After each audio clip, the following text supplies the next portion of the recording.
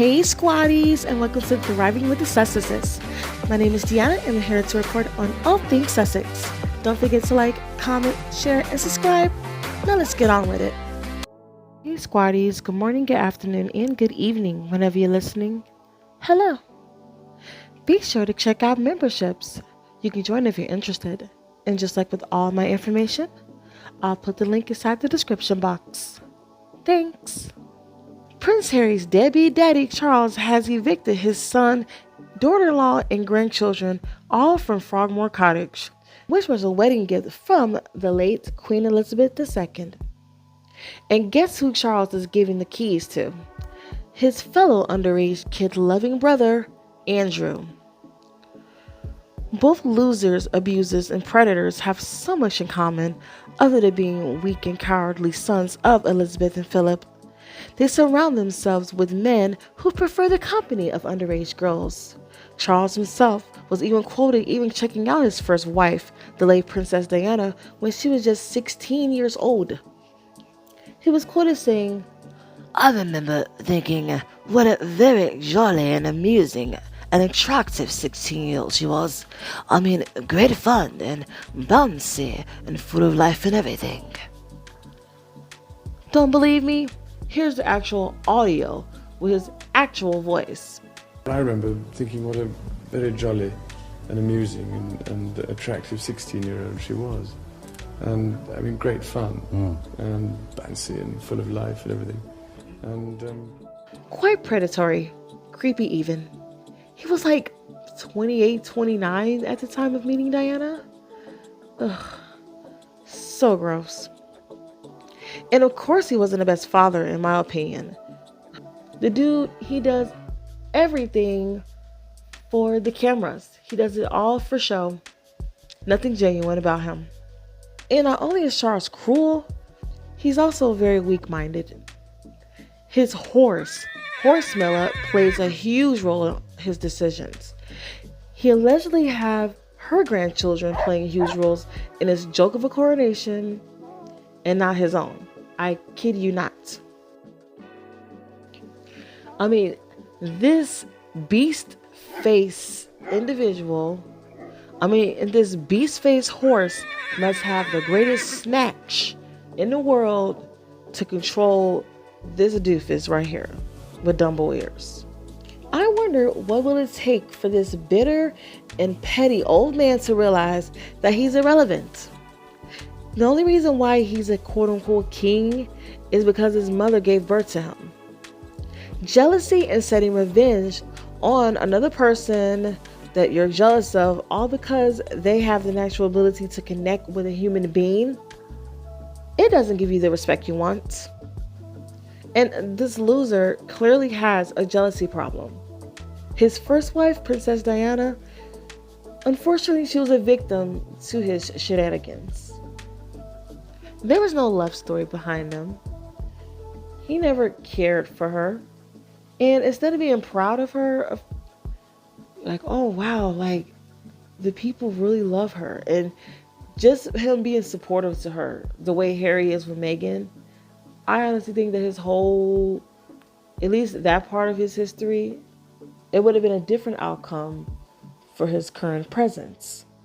So yes, Princess Diana, she had a natural way of connecting with people. She was quite influential, which is why she's the people's princess. Prince Harry inherited those traits from his mother, and Charles was most likely aware of this for a while. But of course he didn't think that Harry, of all people, would be way more influential than he'll ever be, since he was born second, a spare. And then, of course, what would put the icing on the cake, or close to it, was when Harry had the audacity to marry a self-made, hard-working millionaire, but of heart of gold, and who literally upgraded his life in every way. And showed the world that you don't need a royal family. That was the past. I don't even think they even needed a royal family back then. Harry was a success story. He was the story that Diana should have had. But he's living that wonderful, beautiful life right now. He is free. He financially independent. He bought his own home. He got his own car. He bought his own clothes. He's capable of dressing himself. He's capable of changing freaking sprinklers for a fellow neighbor. Like, he can change diapers. Like, like, the man, he's got it going on. And then something that Charles nor William would ever have. To me, this is my opinion. I think Charles hates Harry. I think he hates him. He hates everything about him. He wanted a daughter, and thank God that never happened, because God forbid, he probably would have sold her to the highest bidder. I mean, look where he got all his bags of money from over the decades. But yes, he hates Harry's being, and he hates Meghan, even though she has said some kind words about him. She called him charming, and I mean, when I look at his old interviews and stuff like that, I can see why she called him charming, because he does have some charming ways about him, but it's fake charming, that you could see right through right away. You just can't respect somebody like that. I mean, I bet he doesn't even know how to tie his own shoes, and he probably doesn't even know how to fold clothes. He probably doesn't even know how to mow a lawn, or heck, he doesn't even know how to use a pen. So Harry and Meghan's spokesperson confirmed the news, saying that we can confirm the Duke and Duchess of Sussex have been requested to vacate their residence at Frogmore Cottage. So Deadbeat Charles is telling the world that he prefers predators in his family over his son, who is a decent person, along with his biracial wife and mixed race children. This will not look good for the welfare royals in regards to history. Charles's very expensive coronation, while there are people struggling to put food on the table or paying their light bills or getting a decent pair of shoes, amongst other things, the karma he will experience will come to him, because karma doesn't discriminate on anybody, even those who think they're ordained by God to rule over other people. So while Charles is building up his own karma, I will move on to positive news. And that's date night in LA for Meghan and Harry. See what I did there? The couple was looking absolutely fabulous while on a date night at the San Vente Bungalows.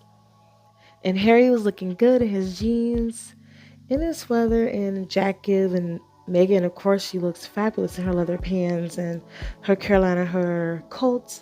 Oh, I love it. I need that coat. Even though today was almost 60 degrees today, I wouldn't have needed that coat, but I'm going to need it tomorrow. And I also love those Dior heels. Dior everything looks good. But I'm definitely going to need that coat for this weekend, because it's cold outside again. Winter. But yeah, they were looking good, and for the looks of it, they enjoyed their visit. They're not worried about that whiny old man. He's just mad because nobody wants to perform at his little welfare coronation. The audacity of that fool. He would never be the man that Harry is, and not even a Rottweiler face horse hybrid is going to change that. Who leaked the story about me kicking out my own son, making me look like the bloody deadbeat father? Did you see how happy he and Meghan looked by going out to dinner? I'm his father, the damn king, and he's acting as if losing his home here is a joke. Tampon baby. Do you think William's people leaked the story out to the press? I wouldn't put it past him, though I gave Harry an ultimatum, and he failed to give me the answer that I needed. And I also believe he has everything to do with all the musical guests returning my invites. Oh dear Pa. Could it be that nobody likes you? Why are you in my office? To tell you that your blood grandchildren are upset that you would choose animals over them. Animals? horses, Rottweilers. Hell, I'm surprised that you haven't begged Harold to bring over his mutts. Camilla's grandchildren treat me with more respect than you and your ungrateful brother ever will. Will you be giving Camilla's brats titles as well? There's no telling what she's been whispering inside those tampons you love using. You should be concerned about the state of your own marriage. There is no marriage. She's like no one will ever respect you. I was able to learn who designed Meghan's coat. Nobody cares. Go drink with Andrew. Go raise your other children with a rose. Go raise your own children. Why can't you take me to an exclusive restaurant or have me as your favorite stint? Because the sight of you irritates me and the smell of you makes me sick. All of you, out of my office, at once. And it's all for this podcast.